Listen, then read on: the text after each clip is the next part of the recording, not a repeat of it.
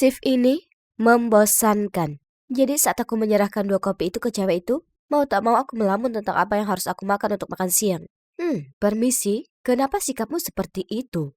Cewek itu terdengar kesal. Lalu sebelum aku bisa mengatakan apapun, dia berteriak. Aku mau berbicara dengan manajermu. Cowok di sebelahnya berusaha membuatnya tetap tenang dan memintanya keluar dulu. Lalu dia berkata kepadaku, aku minta maaf tentang adikku.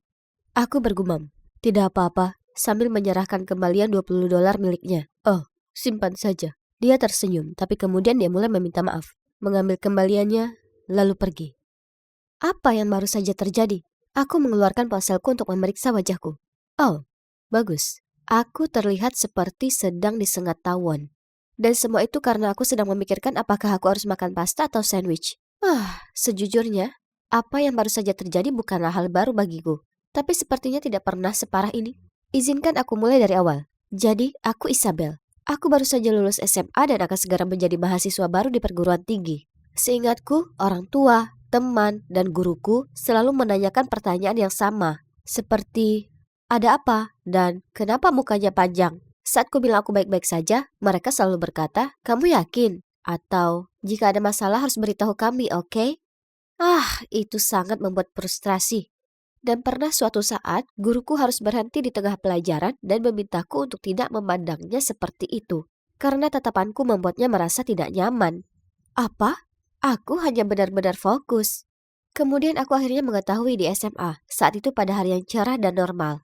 Aku sedang duduk di halte bus bersama sahabatku Jocelyn ketika seorang cowok datang dan menanyakan arah. Aku melihat ke atas dan cowok itu kaget dan mulai tergagap.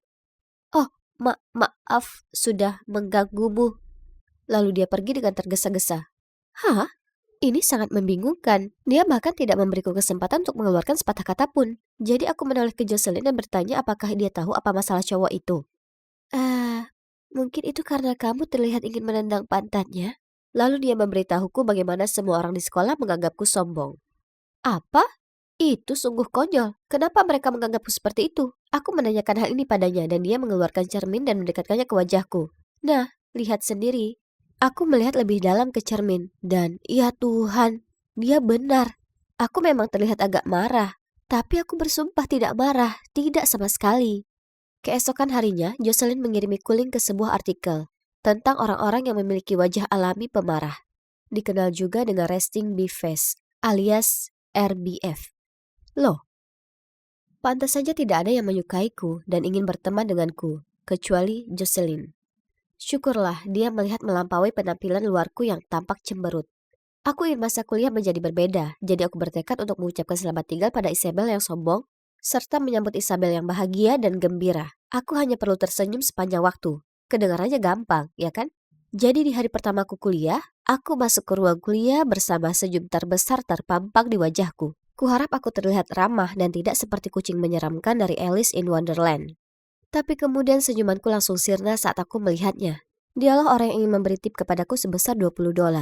Dan kemudian kabur membawanya. Kenapa dia ada di sini? Aku berusaha tampil sebagai cewek yang manis dan ramah. Dan aku tidak ingin dia menyebarkan rumor kasar tentangku. Jadi solusi termudah adalah menghindari orang ini sebisa mungkin. Hanya saja alam semesta yang punya ide lain. Dan aku terjebak mengerjakan proyek kelompok bersamanya. Bagus. Kami semua duduk melingkar. Dan aku tahu dia dipanggil Carter. Ketua kelompok kami Carla menugaskan kami masing-masing sebuah tugas. Sambil mendengarkannya, aku berusaha menahan senyumku seterang mungkin. Tetap stabil. Stabil. Aku berpikir sendiri berulang kali. Tapi tahukah kalian, senyum palsu sangat melelahkan dan menyebabkan sakit wajah yang parah. Lalu pipiku mulai berkedut. Jadi agar tidak terlihat seperti orang aneh, aku memutuskan untuk berhenti tersenyum. Dan saat itulah Carla memperhatikanku dan bertanya, apakah aku mengatakan sesuatu yang salah? Semua orang ternganga ke arahku dan aku bisa merasakan diriku tersipu. Bagus, sekarang aku mungkin mirip tomat yang pemarah. Saat itulah Carter angkat bicara. Lanjutkan saja, kami akan mengatakannya jika ada yang tidak jelas. Terima kasih Carter.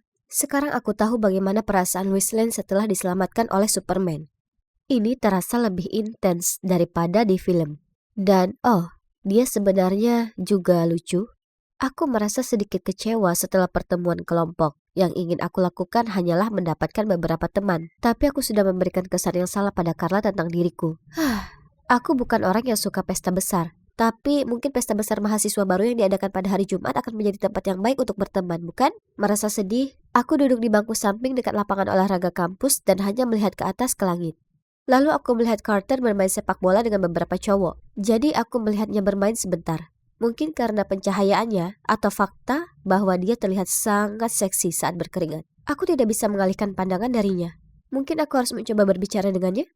Keesokan harinya aku masuk ke ruang kuliah dan melihat Carter duduk sendirian membaca buku. Itu adalah kesempatanku. Aku bisa duduk di sebelahnya dan memulai obrolan. Oke, Isabel. Tetap tenang. Oh tidak keren. Keren artinya sombong. Tetap bahagia. Anda mengerti? Tersenyumlah, memeriksa. Hai, apakah kursi ini? Carter mendongak. Oh, maafkan aku. Aku tidak tahu ini tempat dudukmu. Kemudian dia mengumpulkan barang-barangnya dan pindah ke meja lain. Apa? Terkutuklah kamu RBF. Aku tidak menyerah begitu saja. Jadi aku mencari di internet dan membaca bahwa makeup bisa membantu memperbaiki situasiku. Jadi, aku merias wajah di sekitar mulut dan mataku lalu pergi ke kelas kuliahku. Hanya saja saat diskusi kelompok, Carter berbisik kepadaku. Apakah kamu sakit? Karena kamu terlihat agak pucat. Kenapa tidak pulang? Aku bisa buatkan catatan. Setelah mendengarnya mengatakan itu, aku benar-benar merasa sedikit mual. Muak dengan kegagalan terus-menerus. Tapi tunggu, hari Jumat ini adalah pestanya. Itu akan menjadi kesempatan terakhirku untuk berteman dan berbicara dengan Carter. Aku belum pernah ke pesta sebelumnya, terutama karena belum pernah ada yang mengundangku ke pesta. Cukup yakin mereka mengira penampilanku yang pemarah akan mematikan mood. Jadi aku menghabiskan waktu lama untuk mempertimbangkan baju, memilih gaun berwarna cerah agar aku terlihat lebih ceria. Saat aku masuk ke pesta, aku tidak bisa berhenti gemetar. Setiap orang terlihat bersenang-senang, sementara aku terlihat seperti anak pemarah yang merindukan mamanya. Tidak apa-apa, Isabel. Tetap tenang, kataku pada diri sendiri. Aku hanya perlu beberapa minuman untuk meningkatkan kepercayaan diriku. Jadi aku mengambil beberapa minuman dari bar. Dan wow, aku langsung merasa seperti orang yang benar-benar baru. Aku hendak mengajak ngobrol beberapa cewek ketika tiba-tiba seorang cowok mendatangiku dan berkata, Hei, sepertinya kamu sedang mengalami saat yang buruk. Jika kamu tidak menyukai hal-hal ini, menurutku kamu sebaiknya pulang saja, tidak apa-apa. Hebat, jika minuman pun tidak bisa membantuku, lalu apa lagi yang bisa? Aku kehilangan minat untuk berteman. Jadi aku memutuskan untuk mengikuti saran orang tersebut dan pergi. Semua orang akan lebih bersenang-senang tanpa harus melihat wajah murungku. Saat aku keluar dari sana, aku mendengar seseorang berteriak, Isabel, tunggu. Aku berbalik dan melihat bahwa itu adalah Carter. Dia menyusulku dan bertanya mengapa aku berangkat sepagi ini. Aku bergumam kalau pesta bukanlah kesukaanku dan aku lebih suka jalan-jalan di tempat lain. Ya, aku juga tidak terlalu tertarik pada mereka. Bisakah aku ikut denganmu? Aku membeku selama 1 menit, tapi kurasa dia mengira aku marah padanya. Lalu dia meminta maaf dan pergi. Oh, tidak. Tidak mungkin aku akan membiarkan dia lolos lagi. Jadi aku cepat-cepat berkata, tentu saja kamu bisa ikut. Tapi yang terdengar adalah teriakan yang keras. Lelaki malang itu pasti merasa seperti seekor harimau sedang menggeram di depan wajahnya. Ya, setidaknya dia masih ikut denganku, kan? Meski karena takut, dia tampak sedikit tidak yakin ketika aku membawanya menuju salah satu tempat favoritku, yaitu di bawah jembatan ini. Tapi ketika dia melihat semua grafiti yang mengagumkan, dia kelihatan lebih nyaman. Dia bersenang-senang melihat dari satu bagian ke bagian berikutnya. Lalu kami mulai berbicara, dan ternyata kami bisa bergaul dengan cukup baik. Kami segera menjadi teman dekat, dan aku bahkan memperkenalkannya dengan Jocelyn. Semakin banyak aku menghabiskan waktu bersama Carter, semakin aku menyukainya. Dan aku mulai berpikir bahwa dia juga menyukaiku. Jangan tanya kenapa, itu cuma firasat. Lalu suatu hari aku membuka pintu dan melihat Carter berdiri di sana dengan karangan bunga besar dan kotak hadiah yang lucu. Ya Tuhan, apakah itu untukku? Aku tahu aku harus mengatakan sesuatu, jadi aku bergumam. Untuk siapa itu? Aduh. Kedengarannya agak kasar. Haruskah aku bertanya lagi? Dan mungkin dengan suara yang lebih lembut dan senyuman. Namun sebelum aku dapat mengatakan apapun, Carter menjawab. Ini untuk Jocelyn. Bisakah kamu memberikannya padanya? Terima kasih. Dia menyerahkannya padaku, lalu lari. Apa? Carter jatuh cinta dengan Jocelyn? Tapi hei, tidak mengherankan jika hal-hal baik tidak pernah terjadi padaku. Dan seseorang dengan penampilan alami ceria seperti dia akan menarik perhatian semua pria. Jujur saja, siapa yang menginginkan pacar berpenampilan kejam? Ini menyebalkan. Setelah itu aku sengaja menghindari Carter dan kami tidak berbicara sama sekali selama seminggu. Itu terlalu berlebihan. Jadi suatu hari setelah kelas, aku pergi ke tempat bahagia aku di bawah jembatan. Apa? Ada gambar grafiti baru.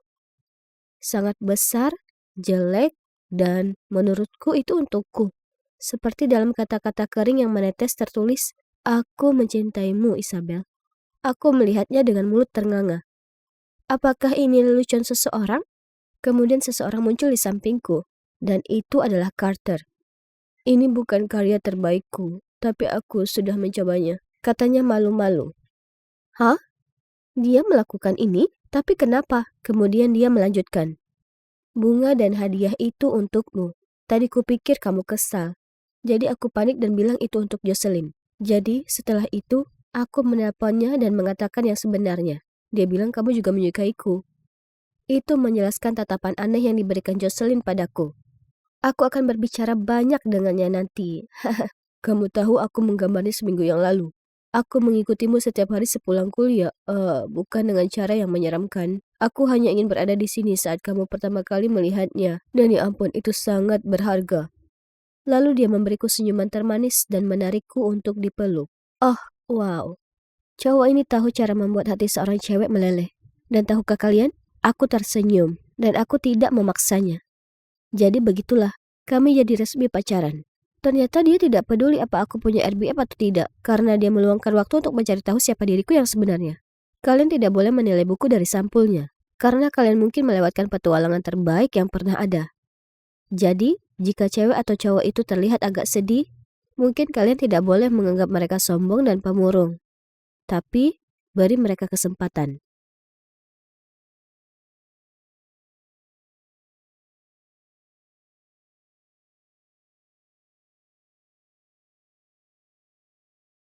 Sekarang di mana sel virusnya? Itu pasti akan melengkapi penampilanku. Aku sedang menggeledah lemari ibu untuk menemukannya saat aku secara tidak sengaja menjatuhkan ikat pinggang ke lantai. Tapi yang aneh, suaranya sangat aneh. Jadi aku mengetuknya beberapa kali. Tunggu, sepertinya tanahnya berlubang. Aku melihat lebih dekat. Dan ya Tuhan, ada lubang tersembunyi atau sesuatu di lemari ibuku. Tentu saja aku harus memikirkan hal ini. Jadi setelah beberapa kali mencoba, akhirnya aku berhasil membukanya dan menemukan sebuah kotak kayu besar. Kenapa dia merahasiakan sesuatu dari kita? Aku menarik napas dalam-dalam dan membuka kotak itu. Ada beberapa foto lama ibuku ketika dia masih kecil, sebuah boneka beruang tua, dan beberapa kaset. Kenapa dia harus menyembunyikan ini? Aku menggali lebih dalam lagi dan menemukan setumpuk surat. Semuanya berasal dari alamat yang sama. Tunggu dulu, aku tahu tempat itu. Itu adalah panti asuhan di luar kota. Sejauh ini, tidak ada yang masuk akal bagiku. Jadi jelas sekali, aku harus membacanya. Mereka semua berasal dari suster panti asuhan bernama Anna Maria. Dia terus menulis tentang seorang gadis bernama Eliza. Dan semakin aku membaca, aku akhirnya menyadari bahwa gadis ini Eliza adalah putri ibuku. Itu berarti aku punya saudari tiri. Aku tidak percaya. Dan sepertinya, ibuku belum pernah melihat Eliza sejak dia mengantarnya ke panti asuhan. Jadi, ibuku bahkan tidak tahu seperti apa rupanya setelah bertahun-tahun. Ini gila. Bagaimana bisa ibu tega melakukan ini? Belum lagi ayahku seorang politikus. Jadi aku dibesarkan untuk selalu menjadi orang baik, sama seperti mereka. Tapi setelah apa yang baru ku ketahui, aku tidak tahu lagi harus percaya apa. Ini sangat tidak masuk akal. Tapi satu hal yang pasti, aku harus menemukan Eliza. Keesokan harinya sepulang sekolah, aku pergi ke panti asuhan. Aku memberitahu Anna Maria segalanya, dan dia mengatakan Eliza telah pergi ketika dia berumur 18 tahun. Tapi dia kembali setiap akhir pekan untuk membantu. Dia kemudian memberiku alamat rumah Eliza. Aku mengikuti Google Map dan berakhir di lingkungan yang sangat menyeramkan. Saat aku mengetuk pintunya, jutaan pertanyaan muncul di kepalaku. Bagaimana jika dia tidak mau berurusan dengan kita? Bagaimana jika dia membenciku karena aku mencuri kehidupan hebat yang seharusnya jadi miliknya? Tapi tidak ada kata mundur sekarang. Begitu pintu terbuka, aku membeku. Mungkinkah ini benar-benar saudari tiriku? Berdiri di sana adalah gadis jangkung dan tampak misterius. Aku gemetar ketika berkata, "Hai, apa kamu Eliza?" Dia hanya menatapku dengan skeptis, lalu menjawab, "Kenapa? Siapa kamu?" Aku tidak bisa menahan air mataku dan berkata, "Aku tidak percaya aku menemukanmu. Aku Alicia, saudara tirimu." Eliza terlihat kaget, lalu berkata, "Oh, baiklah. Tenanglah, ayo masuk, kita akan ngobrol." Aku duduk di sofa dan menceritakan semuanya. Lalu dia mulai menceritakan betapa menyedihkan hidupnya. Bagaimana dia melakukan 4 pekerjaan dan itu masih belum cukup untuk membayar tagihan. Astaga, aku merasa sangat bersalah mendengar semua ini. Sangat tidak adil kalau aku menjalani hidup bahagia tanpa beban, dan dia ditinggal sendirian. Aku tidak bisa meninggalkan Eliza seperti itu. Aku harus melakukan sesuatu. Setelah itu aku bergegas pulang dan menyeret ibu ke kamarku agar bisa bicara secara pribadi. Aku mengonfrontasinya dan pada awalnya dia menyangkalnya. Namun akhirnya dia menangis dan mengakui semuanya. Aku tidak bisa mempercayai telingaku ketika mendengar keseluruhan cerita. Ketika dia berusia 18 tahun dia melahirkan Eliza. Tapi ayah Eliza tidak mau bertanggung jawab. Jadi ibuku memutuskan untuk membesarkan Eliza sendirian. Itu sulit baginya karena dia tidak memiliki pekerjaan yang layak. Kemudian setelah sekitar 6 bulan, ayahku muncul dan menunjukkan ketertarikan padanya. Dan karena dia berasal dari keluarga kaya, ibuku langsung mengambil kesempatan untuk bersamanya. Namun, dia berpikir jika dia tahu tentang Eliza, dia tidak akan tertarik. Jadi dengan berat hati dia memutuskan untuk mengirim Eliza ke panti asuhan. Sejak saat itu, dia mengirim surat ke Anna Maria setiap tahun pada hari ulang tahun Eliza. Tapi dia memintanya untuk tidak mengirim foto Eliza karena terlalu menyakitkan untuk dilihat. Aku tidak percaya ibuku menyerahkan putrinya demi uang. Aku memohon pada ibuku untuk bertemu dengan Eliza, setidaknya dia berhutang hal itu padanya. Aku menjelaskan betapa menyedihkan kehidupan Eliza dan betapa dia tidak pantas mendapatkannya. Akhirnya ibuku menyetujuinya. Jadi keesokan harinya dia menjemputku dari sekolah dan kami pergi ke rumah Eliza. Begitu ibuku melihatnya, mereka berpelukan dan menangis. Dan ibuku terkejut melihat kondisi rumah Eliza yang kumuh dan segera menyuruhnya untuk tinggal bersama kami. Oh, wah ibu. Aku senang kita bisa bersatu kembali, tapi bukankah keputusan itu terlalu impulsif? Bagaimana dengan ayah? Ya, tentu saja dia sangat kaget. Ibuku mendudukannya dan menjelaskan siapa Eliza. Namun dia tidak bisa menerima dengan baik. Dan mereka akhirnya bertengkar hebat. Yang mengakibatkan ayahku pindah. Aku tidak percaya. Jadi, sejak saat itu, hanya aku, ibuku, dan Eliza. Aku sangat merindukan ayahku, tapi rasanya menyenangkan tiba-tiba memiliki saudara perempuan. Aku selalu menginginkan saudara. Kita bisa jalan-jalan bareng, bergosip, belanja. OMG, ini bakal seru banget. Tapi ternyata tidak semenyenangkan yang kuharapkan. Suatu malam, Eliza sedang menonton film. Aku duduk di sampingnya dan berkata, "Ya ampun, aku suka film ini, tapi aku tidak tahan dengan pemeran utama wanitanya. Suaranya sangat menyebalkan." Aku menoleh untuk memeriksa reaksi Eliza, tetapi dia tetap kaku. Jadi aku melanjutkan. Sebenarnya dia terdengar seperti temanku, Kayla. Masih belum ada jawaban dari Eliza. Bahkan dia tidak menatapku. Apa dia mendengarkan? Ya, jelas sekali. Karena beberapa hari kemudian teman-temanku datang, termasuk Kayla. Dan ketika Eliza melewati kami, dia berkata, "Pasti si Kayla menyebalkan yang kamu ceritakan itu tidak ada di sini, kan?" Ya Tuhan. Aku benar-benar membeku. Bagaimana dia bisa mengatakan itu tepat di depan semua orang, di depan Kayla? Aku merasa malu. Dan yang paling parah adalah Kayla tidak mau menjadi temanku lagi setelah itu. Bahkan teman-temanku yang lain berhenti berteman denganku. Mereka mengira aku hanyalah cewek jahat, dan bukan cuma itu saja. Eliza mulai bertingkah sangat aneh. Suatu hari aku pulang dari sekolah dan menemukannya di kamar tidurku sedang melihat foto-foto lamaku. Lalu ketika dia melihatku, dia berkata dengan suara yang menyeramkan, "Kamu sangat beruntung kamu tidak ditinggalkan sepertiku." Oh, ya Tuhan, itu membuatku merinding. Kemudian malamnya aku mendengar dia bertanya kepada ibu kami apakah dia bisa mendapatkan uang saku untuk mengganti waktu yang hilang. Oh, wow. Tapi itu tidak adil, kan? Nah, keesokan harinya aku tidak dapat menemukan lipstik favoritku. Dan mengingat Eliza baru-baru ini melakukan kunjungan mendadak ke kamarku, aku bertanya padanya. Tapi dia hanya mengangkat bahu dan berkata, "Ya, aku mengambilnya. Lalu kenapa?" Wow, sejak kapan dia menjadi begitu kasar? Tunggu dulu, dia juga memakai gaun bermotif bunga milikku. Itu saja, aku sudah muak. Aku langsung menemui ibuku dan memberitahunya apa yang telah dilakukan Eliza. Aku berharap ibuku ada di pihakku, tapi ternyata tidak. Dia menyuruhku untuk lebih pengertian karena Eliza tidak terbiasa berada di dekat orang lain. Jadi dia perlu waktu untuk beradaptasi. Itu konyol. Dan kemudian menjadi lebih buruk lagi. Dia mulai mengincar ayahku. Kamu harus menceraikannya. Teganya dia meninggalkanmu begitu saja. Suami yang jahat sekali. Dia memberitahu ibu ketika mereka berdua sedang menyiapkan makan malam. Kamu bisa mengklaim kepemilikan hartanya. Kamu cuma perlu membuktikan bahwa dia selingkuh, atau dia korup atau semacamnya. Maksudku, dia seorang politisi. Jadi aku yakin dia melakukan setidaknya salah satu dari hal-hal itu. Sejujurnya aku tidak percaya dengan apa yang kudengar. Aku menyerbu masuk ke kamar dan mulai meneriaki Eliza agar berhenti bicara sampah pada ayahku. Lalu aku menoleh ke ibu. Jangan dengarkan kebohongannya yang beracun. Namun ibu hanya menghela napas dan menjawab, "Eliza tidak sepenuhnya salah. Ayahmu baru saja meninggalkan kita dan dia bahkan belum menelpon. Jelas sekali dia berselingkuh." OMG, ular itu sedang mencuci otak ibuku. Beberapa hari kemudian aku melihat artikel bahwa ayahku didakwa korupsi. Bagaimana itu mungkin? Ayahku adalah pria yang baik. Pasti ada kesalahpahaman atau semacamnya. Mungkinkah itu ada hubungannya dengan Eliza? Itu kamu, ya kan? Kamu menuduh ayahku melakukan korupsi. Aku menyerbu masuk dan berteriak pada Eliza. Ibu kaget dan berkata, Alicia, apa yang kamu bicarakan? Jadi aku bilang pada ibuku kalau Eliza pasti merencanakan ini. Dan ibuku berkata, jangan bersikap absurd. Dia tidak mendapat keuntungan apapun dari itu. Berhenti bicara omong kosong dan minta maaf pada Eliza. Bu, sepertinya aku tahu tentang apa ini. Alicia membenciku, jadi dia mulai berbohong tentangku. Faktanya, kamu harus berhati-hati bahwa dia bukanlah pembohong yang patologis atau semacamnya. Atau mungkin lebih buruk lagi, dia bisa mengalami gangguan mental. Ibuku kemudian berkata, kamu benar, sayang. Alicia, kamu butuh bantuan. Aku akan membuatkan janji di rumah sakit untukmu. Apa? Apakah dia serius? Aku mencoba meyakinkan dia bahwa aku baik-baik saja, tapi dia tidak mau mendengarkan. Aku kemudian menoleh ke Eliza. Kamu tidak akan lolos kali ini.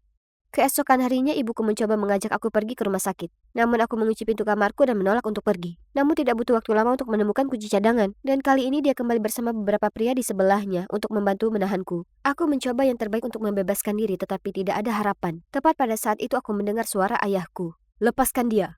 Aku mendongak dan melihat ayahku sedang bersama seorang wanita. Ibuku tampak ketakutan dan berkata, beraninya kamu membawa selingkuhanmu ke rumah kita. Tapi ayahku berkata, ini tidak seperti yang terlihat, sayang. Ini Eliza. Eliza yang asli. Wanita di sana itu penipu. Nama aslinya adalah Kim. Astaga, aku tahu ada yang tidak beres dengannya. Kalian mungkin bertanya-tanya kenapa ayahku tiba-tiba muncul. Ya, aku menelponnya sehari sebelumnya dan memintanya untuk menyelidiki Eliza. Karena aku merasa ada sesuatu yang mencurigakan sedang terjadi. Dia ke panti asuhan untuk mendapatkan info lebih lanjut. Dan suster-suster di sana terus mengatakan Eliza adalah wanita yang paling manis. Dan jika dia menunggu, dia bisa bertemu dengannya. Nah, kemudian Eliza yang asli muncul dan saat itulah ayahku mengetahui kebenarannya. Ternyata Kim dulunya teman sekamar Eliza. Eliza sudah pindah, tapi suster-suster di panti asuhan tidak mengetahui hal ini. Jadi mereka tetap memberiku alamat lama. Eliza tahu tentang ibu sejak dia menemukan surat-surat itu. Tapi dia masih marah karena ditinggalkan sehingga belum siap untuk bertemu dengannya. Dia memberitahu Kim segalanya tentang keluargaku dan betapa kayanya kami. Jadi ketika aku pergi ke alamat lama dan bertanya tentang Eliza, Kim memanfaatkan kesempatan itu untuk mencuri identitas Eliza. Ayahku menunjuk ke arah Kim dan berkata, aku beri waktu 10 detik untuk keluar dari rumahku atau aku akan menelpon polisi. Jangan pernah mendekati keluargaku lagi.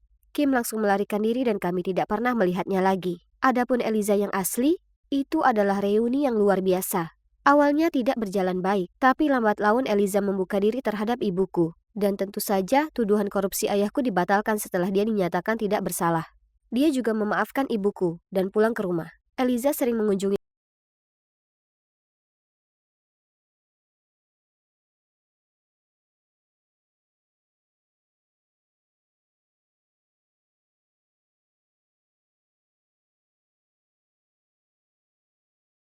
Kenapa kita harus belajar logaritma? Apa itu akan membantu kita dalam perdagangan saham?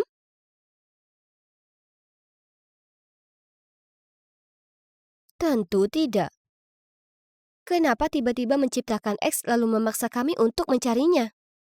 Dan kenapa aku harus membuktikan kalau itu adalah segitiga sama kaki? Aku bisa lihat itu dengan jelas. Duh.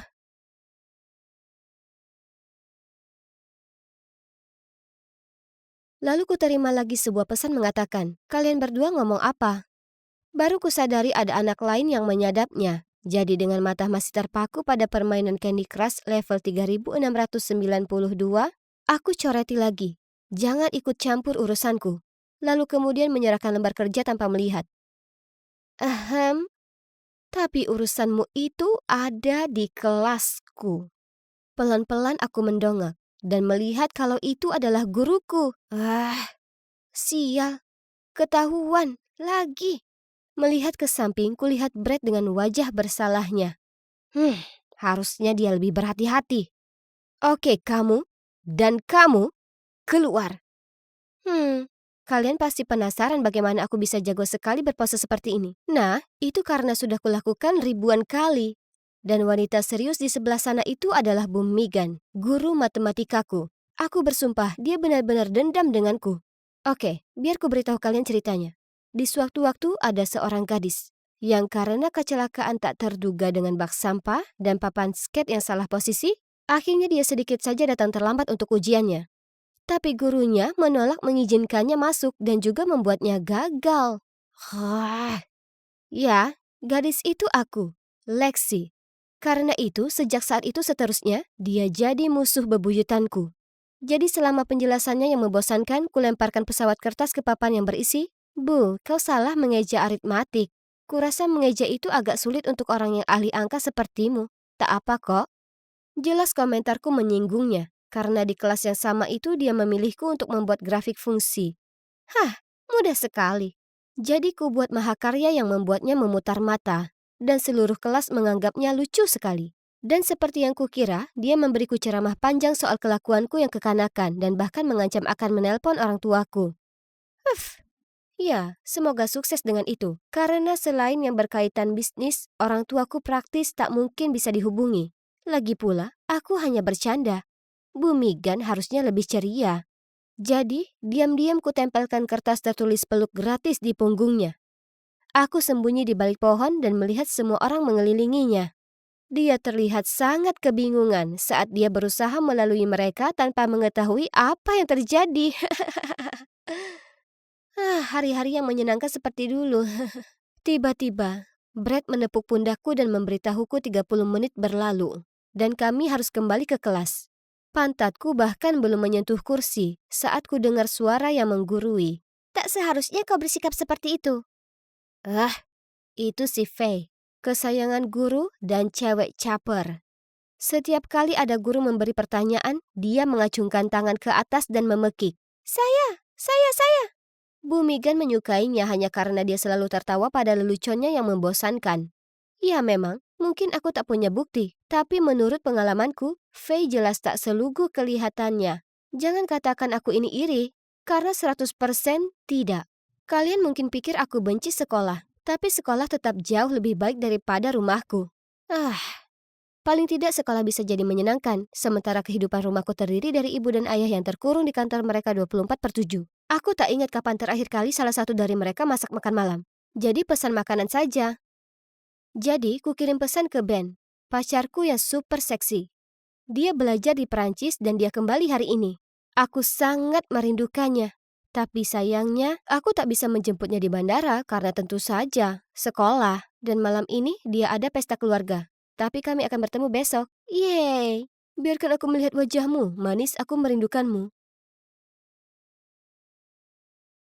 Kau tahu tidak, hari ini guru itu memberiku hukuman lagi.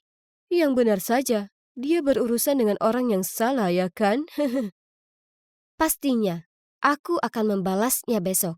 Dia sebaiknya berhati-hati. Oke, tapi jangan sampai dihukum setelah sekolah karena aku ingin bertemu denganmu. Kau tahu, ibuku juga guru, tapi dia tak separah itu. Oh, ngomong-ngomong, dia di sini. Mau menyapanya? Ya, tentu. Ben, aku selalu emosi kapanpun aku memikirkan si Meg. Sebelum aku punya kesempatan menyelesaikan kata-kataku, seseorang muncul di layar. Bu Megan? Lexi? OMG!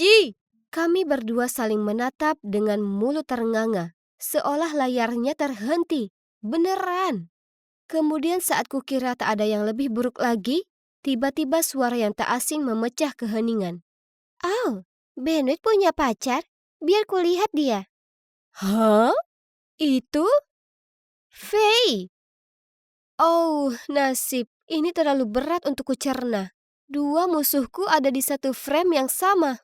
Terkejut, ku akhiri panggilan. Tepat setelahnya ku terima pesan dari Ben mengatakan, "Jangan khawatir, ibuku terlihat sangat serius tapi dia baik. Dan cewek ini si Faye adalah tetanggaku. Kami sudah saling kenal sejak masih kanak-kanak dan dia orangnya keren. Ini sungguh gila." Sekarang aku harus menghadapi mereka berdua. Tahu kalau mereka berhubungan dengan pacarku. Oh, masa depanku suram bagaikan malam. Dan ya, ini adalah awal dari serial yang demikian judulnya. Hidup bersama calon ibu mertua dan sahabat cewek pacarku yang menyebalkan. Dan sejak itu, keadaan di sekolah jadi aneh. Untuk acara Halloween di kelas kami yang bertema Toy Story, Bu Megan bertugas membagi peran. Faye adalah Bu Pip, dan dia dapat kostum yang sangat cantik. Sementara aku terjebak menjadi Mrs. Potato Head. Kostumku sangat payah, dan satu dari mata palsuku terus saja lepas. Itu sangat memalukan, tapi aku tak bisa berkata apapun. Aku tak mau mengacau lagi dengannya, karena aku masih ingin bersama dengan anaknya. Parahnya, kelas matematika jadi tes ketahanan. Aku sangat muak dibandingkan dengan si teladan Faye. Lexi, jika kau habiskan lebih banyak waktu untuk belajar dan mengurangi waktumu memoles kuku, kau akan jadi murid juara seperti Faye. Faye menangkap apa yang sedang terjadi dan juga mulai memainkan trik terhadapku. Suatu kali di kelas saat aku melamun dan Bu Megan sedang mengoreksi PR, aku mendengar. Simbol ini menunjukkan kalau A tidak sama dengan B. Faye lalu berbalik dan berbisik. Sama sepertimu, kau tak sebanding denganku. Dan kau juga tak layak untuk benoidku. Apa? Ben itu punyaku, bukan punyanya. Kugertakkan gigiku dan hendak mengatakan sesuatu saat anak manja itu pura-pura menangis, mengatakan kalau aku mengganggunya. Keluar! Bu Megan mendatangi kami dengan mata menyala. Kami berjalan keluar ketika dengan nada simpatik dia menambahkan, Faye, kau tetap di sini. Aku kembali ke pose meditasiku, tapi aku tak bisa menghempaskan kemarahanku. Betapa tak adil. Kemudian saat makan siang, Faye jalan menghampiriku dengan segelas cola, berkata kalau itu tawarannya untuk berdamai, dan dia minta maaf atas sebelumnya. Ini membingungkan, tapi ya, sudahlah. Aku mengambilnya dan hendak menyesapnya saat Brett bergegas datang melambaikan tangannya. Lexi, stop! Kulihat Faye meletakkan saus kecap di dalamnya. Beberapa detik aku hampir saja membentaknya saat Bu Megan muncul. Aku tersenyum congkak membayangkan Faye akhirnya dapat masalah. Tapi yang mengejutkan, Bu Megan mencicipi minuman itu dan berusaha berwajah netral saat dia menjawab, tak ada yang salah dengan ini. Sungguh? Mereka sejauh itu menutupi satu sama lain? Terserahlah, aku ada kencan dengan Ben malam ini untuk kupersiapkan. Malam itu sesuai rencana, aku datang ke rumah Ben dengan tanaman pot yang agak layu untuk Bu Megan. Aku cukup bersemangat akhirnya akan makan masakan. Hanya saat aku masuk dapur, aku tak bisa mencium bau masakan. Bu Megan muncul dan menggosok kedua tangannya berkata, Lexi, kau tak keberatan memasak ya kan? Ini minggu yang panjang untuk menggambar banyak diagram. Tanganku agak sakit. Melihat situasi ini, Ben langsung datang untuk membantu. Tapi ibunya mengingatkannya kalau dia sudah janji akan memperbaiki pipa atau semacamnya. Jujur saja, aku tak pernah menyentuh wajan penggorengan sebelumnya. Tapi menurutku, seberapa sulit itu? Ku buat pancake, meskipun itu tak cukup cocok untuk makan malam. Tapi aku sudah melihatnya di 5 Minute Craft dan itu mudah dibuat. Hanya saja, tak berjalan sesuai rencana. Di situasi seperti ini, penting untuk tidak panik. Tapi, iya, aku panik. Aku butuh rencana B. Segera. Dengan tergesa, kulemparkan semua bukti pancake gagal itu dan memesan makanan secara online. Lagi pula, berkat orang tuaku yang gila kerja, ini adalah keahlianku. Kuinstruksikan ke pengantarnya untuk datang ke pintu belakang, supaya Ben dan Bu Megan tak tahu. Sesuai harapan, di gigitan pertama, Ben dan ibu mertuaku memujiku bertubi-tubi makananku. Dan Ben bahkan bercanda kalau aku sebaiknya ikut MasterChef musim berikutnya. Yo, aku akan menilai ini restoran bintang 5 pastinya. Bu Megan tiba-tiba menjatuhkan sendoknya. Jadi kusuruh Ben turun mengambilnya. Ibunya hanya menunduk dan berbisik dengan sinis. Aku sering memesan di Sydney juga. Saus mereka sangat lezat. Oh, ketahuan. Kemudian, di pertengahan malam, pria ini muncul dan minta maaf karena terlambat. Ternyata, dia Jules, ayah Faye. Tapi Faye tak ikut karena sedang keluar bersama temannya. Senangnya, kulihat Bu Megan dan dirinya tak sengaja menyentuh kotak tisu bersamaan. Dan kemudian, tersipu? Hah? Oh, aku paham. Bu Megan menyukainya. Sekarang ini masuk akal kenapa dia selalu membela Faye. Apa Anda pernah berpikir untuk menikah lagi? Aku bertanya pada Jules dengan lugu. Melihat pandangan mataku yang menunggu, begitu juga Bu Megan, dengan ragu dijawabnya. Kurasa Faye takkan suka itu. Bu Megan murung menatap ke arah lantai. Oke, jadi sebenarnya aku agak kasihan padanya. Lagi pula, menjodohkan orang selalu jadi hobiku. Jadi kuputuskan untuk membantunya. Aku tahu kalau Faye ada di pesta hari Sabtu malam. Jadi menurutku ini kesempatan bagus untuk jadi mak comblang. Ku beritahu Bu Megan Jules ingin memberitahu sesuatu kepadanya. Jadi temui dia di restoran The Golden Reef jam 7 malam. Kemudian ku beritahu Jules yang sama. Aku berdiri di balik tiang dan melihat mereka berbagi makanan pembuka. Dan kemudian saling melirik dengan mata berbinar. Kemudian Jules meraih lalu memegang tangan Bu Megan. Mereka berdua saling menatap penuh hasrat dan Faye tiba-tiba merangsek masuk entah dari mana dan dengan marah membanting tasnya di meja. Jadi begini, guruku dan ayahku? Sungguh? Faye, kenapa kau di sini? Jules terbata-bata. Tak seorang pun yang bisa menggantikan ibuku. Kemudian dia berpaling ke Bu Megan yang kebingungan. Ternyata Anda hanya baik padaku untuk mendapatkan ayahku. Anda ini palsu, menjauhlah dari kami. Bu Megan menutupi wajahnya dengan tangan, kemudian segera pergi. Ya ampun, Faye sangat brutal.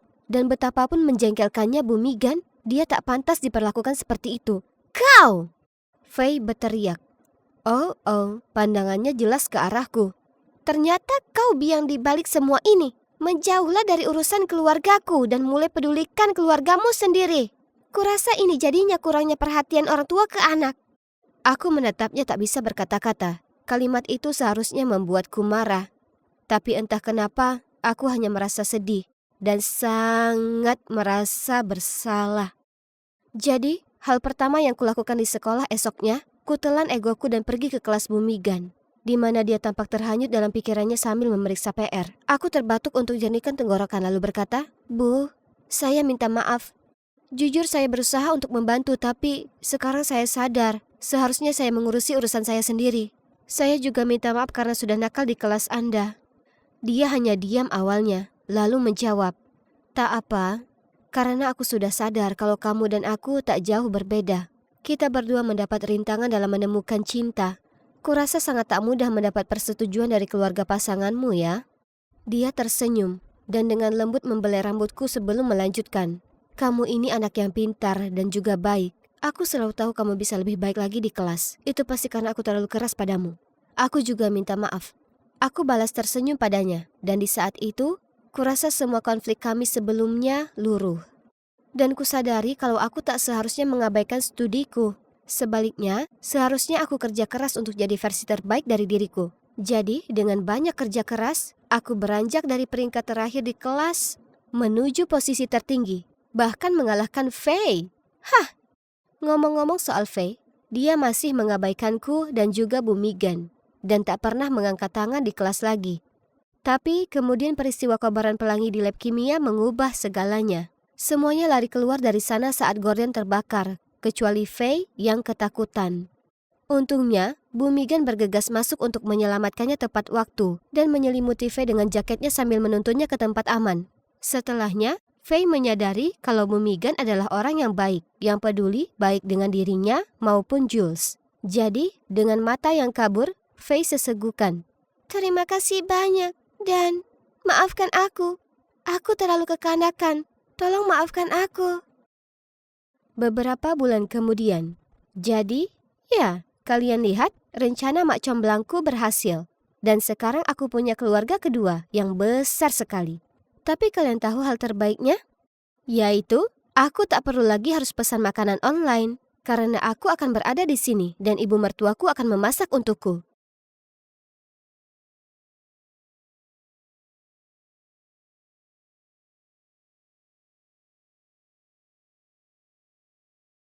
Baru jam 6 pagi, tapi ayah sudah bangun. Cepatlah Dona, badai besar datang. Masyarakat miskin menunggu rencana Pemkot untuk dapatkan makanan dan penampungan. Oh, kalau begitu apa rencana wali kota untuk makananku? Tapi ayah tak mendengar dan berkendara pergi begitu saja tanpa menungguku sarapan. Ya, toh aku sudah terbiasa dengan ini. Sedikit cerita latar belakang, kami berasal dari garis keturunan politisi. Kakekku, paman-pamanku semua bekerja di pemerintahan. Ayahku sebenarnya memutuskan tradisi dan menjadi pebisnis sukses. Tapi kurasa buah apel tak bisa jatuh jauh dari pohonnya. Tahun lalu ayah tiba-tiba berbalik arah dan pindah kembali ke kampung halamannya untuk mengejar karir politik. Dan ia dipilih sebagai wali kota. Sejak saat itu ia tak punya waktu tersisa untukku. Belum lagi tatapan mata menghakimi yang harus kuhadapi di sekolah. Kau terlihat baik-baik saja, itu bukan tentangmu, itu soal kebijakan baru ayahmu yang mereka bicarakan. Jangan pedulikan mereka lah Dona, lagi pula apa yang kita anak-anak tahu soal politik. Itu mereka, Kera dan Troy, satu-satunya temanku di sini. Nyatanya, Troy bahkan berada di situasi yang mirip. Ibunya adalah kepala polisi, tapi dia menanggapinya dengan sangat baik. Apa kau pernah pergi ke Gedung Putih? Apa benar kunci kota ini bisa membuka apa saja? Apakah bisa suruh ayahmu melarang PR? Serius, bagaimana bisa Troy tetap tenang menghadapi pertanyaan-pertanyaan bodoh ini? Dan bahkan para guru tak bisa membiarkan aku sendiri. Mereka selalu menempatkanku sebagai penanggung jawab. Ayolah, hanya karena ayahku punya kepemimpinan besar tak berarti aku juga. Seakan aku belum kebanjiran banyak tugas. Sewaktu bentar akhir berdering, aku bergegas menuju toko kelontong. Karena sekarang ayah selalu sibuk, aku yang malang harus mengambil alih semua pekerjaan rumah itu. Dan hanya ada makanan beku terus setiap hari. Tapi hari ini aku pulang cepat untuk makan malam. Jadi aku akan sajikan jamuan. Namun, tidak ada satupun yang bisa dimakan. Apa masalahnya? Aku mengikuti resep dengan hati-hati. Apa aku pulang ke rumah di waktu yang salah? Tidak, ayah, waktu yang pas. Pai apelku sudah siap. Maksudmu benda berasap di dalam oven itu? Oh tidak, satu-satunya secerca harapanku juga berubah menjadi abu. Aku langsung lari ke minimarket, mengambil semua makanan instan dan bergegas pulang. Tapi ayah sudah tertidur. Ia pasti sangat kelelahan. Ayahlah yang membesarkanku setelah ibu meninggal saat melahirkanku. Kini selain itu, ia harus mengurus seisi kota. Ia butuh pasangan untuk berbagi bebannya, dan aku juga butuh dirawat. Mari kita lihat, mengenal seseorang yang baru dengan jadwal sibuk ayah akan jadi hal yang mustahil. Jadi, mungkin dengan menghubungkan ayah dengan mantan-mantannya? Dari tanteku, aku tahu ayah punya 2 mantan. Nomor 1 yaitu Jet, teman sekelasnya yang masih lajang. Nomor 2 adalah Alpha, tak ada informasi lebih lanjut. Kalau begitu, mari kita mulai dengan Jet.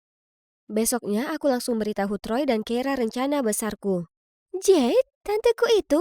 Tak mungkin. Ini takdir. Tiba-tiba, satu kelompok bergegas menuju kami, bergumam mengenai pamanku yang ditunjuk sementara menjadi sekretaris negara. Astaga, tenang guys, mereka terus menguntikku, membuatku sesak napas. Panik, aku lari, dan saat aku belok di tikungan, ada tangan menarikku.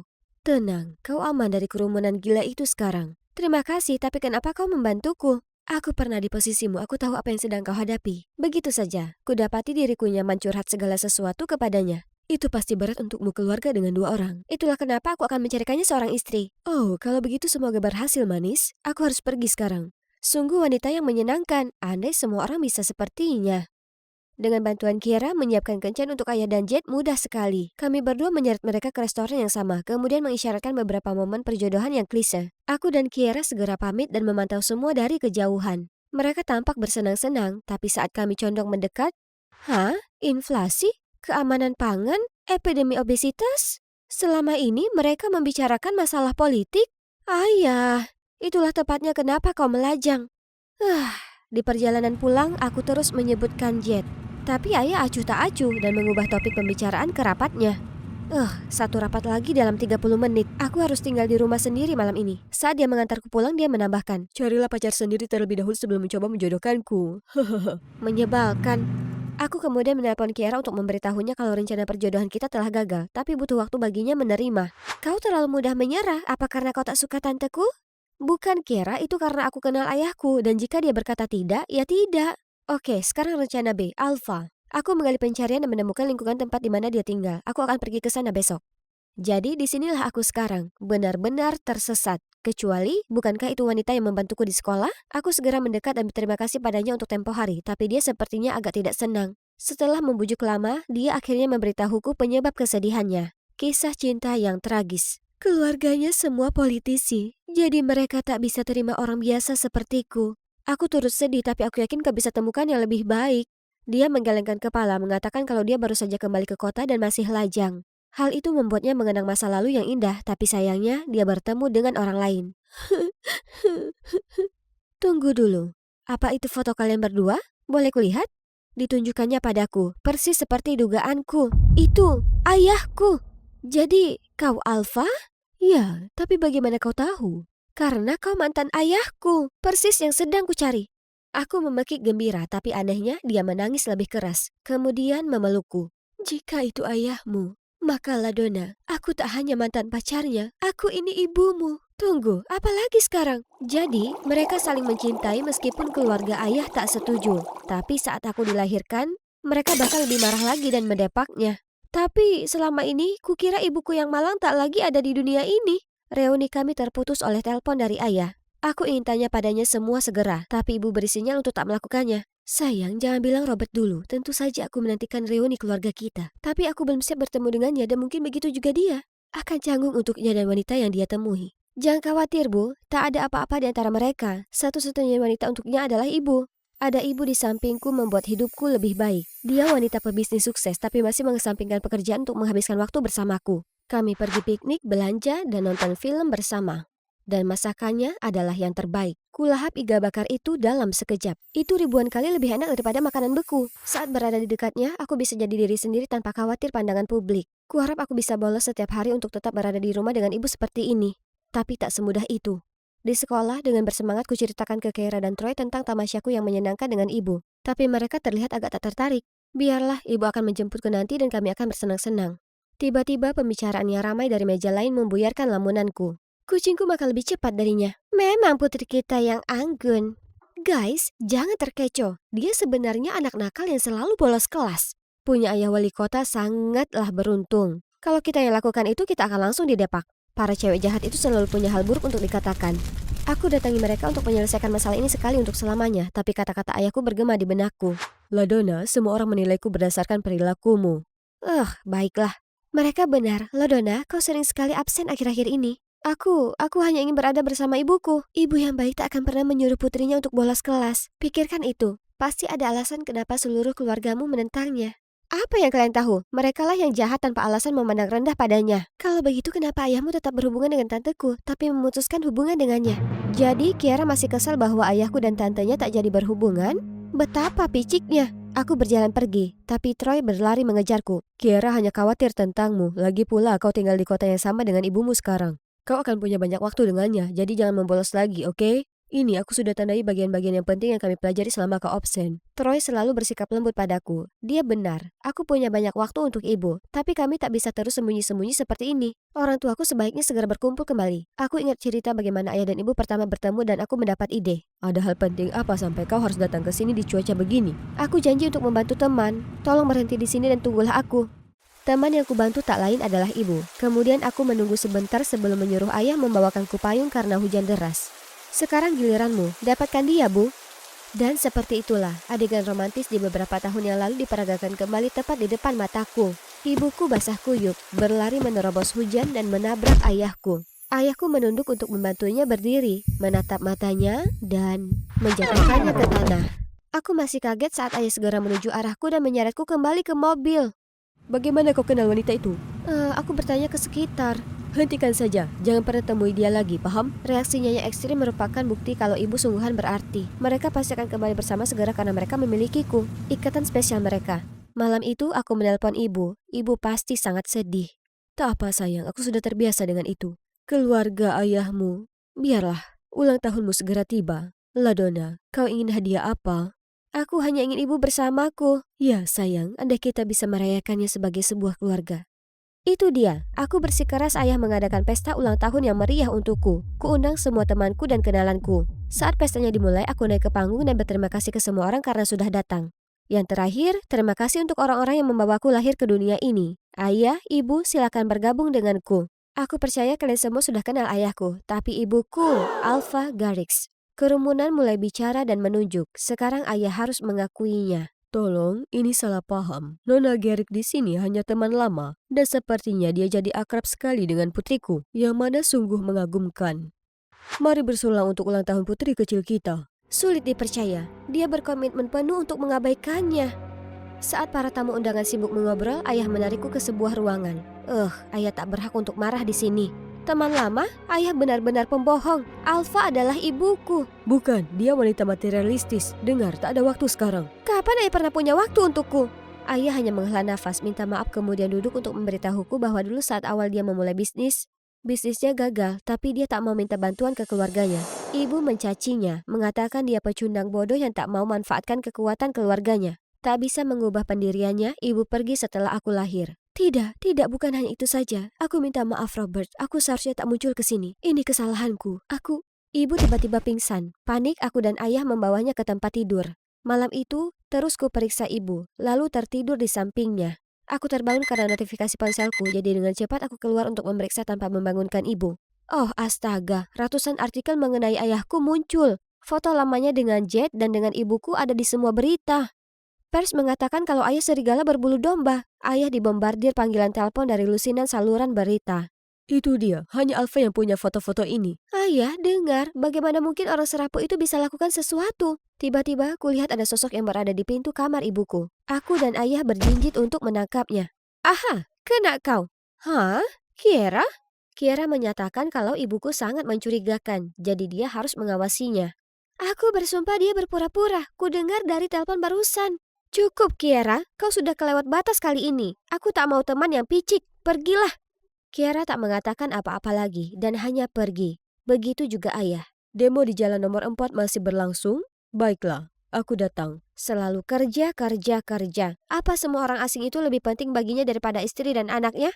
Hari berikutnya, Troy meminta untuk bertemu di taman untuk kabar terbaru. Jadi kucurahkan segalanya padanya. Aku tak percaya ayah menolak ibu hanya untuk menyelamatkan reputasinya begitu. Ayah tak menghasilkan uang sebanyak saat ia menjalani bisnisnya. Mengapa ia begitu yakin dengan pekerjaan ini? Aku dulu juga berpikir seperti itu tentang ibuku, tapi kemudian aku sadar kalau dia tak lakukan pekerjaannya untuk uang atau ketenaran, tapi hanya karena berkontribusi untuk masyarakat. Aku sekarang sepenuhnya mendukungnya, karena itu merupakan tujuan hidupnya, mungkin sama dengan ayahmu. Apa yang Troy katakan membekas di benakku, memang masuk akal. Jika ayah menginginkan kejayaan, ada banyak cara lain yang tidak mengharuskannya kerja keras setiap hari seperti ini.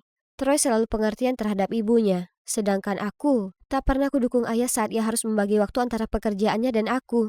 Saat aku sampai di rumah, ibu tak ada, hanya sepucuk surat di meja. Ibu mengatakan ia sakit keras dan tak punya banyak waktu. Itu kenapa ia ambil resiko untuk bersamaku. Tapi sekarang kondisi kesehatannya makin parah, ia tak ingin aku melihat kondisinya yang memprihatinkan, jadi ibu pergi. Aku langsung menelponnya. Bahaya sekali berada di lokasi konstruksi yang terbengkalai ini. Tolong jangan datang. Aku hanya perlu kau tahu aku menyayangimu, Ladonna. Aku langsung tahu di mana ia berada saat ia mengatakannya. Aku segera datang, tapi di pintu ada kru bertampang seram mendekatiku. Jangan khawatir manis, mereka teman kita. Dengarkan saja mereka.